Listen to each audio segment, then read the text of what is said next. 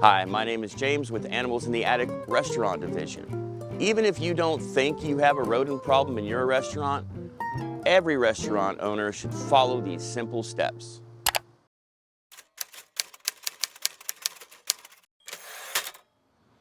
Well, you have rats in your restaurant and you're wondering, what happens with the urine and the feces? Well, typically it's inside the booth or on the floor or in dry storage on a rack. But the problem is, it creates issues with mostly your team members and your patrons. The baby crawls under the table and touches a piece of feces, let alone eats it, or wipes their hand in urine.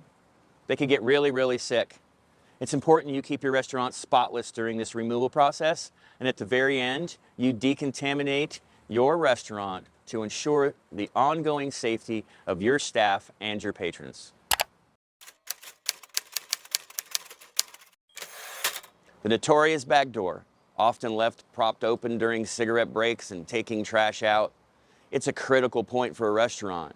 You've got to keep that door closed in between deliveries and never have it propped open.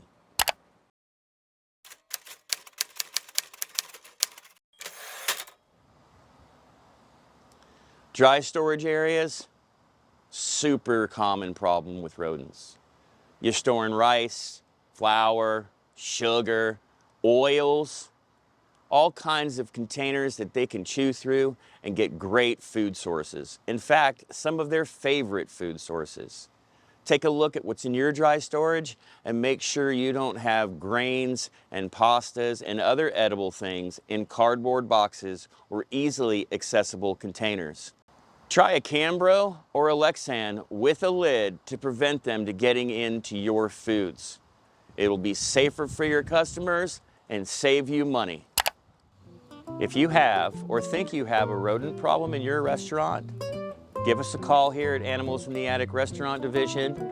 We will discreetly help you as quickly and professionally as we can.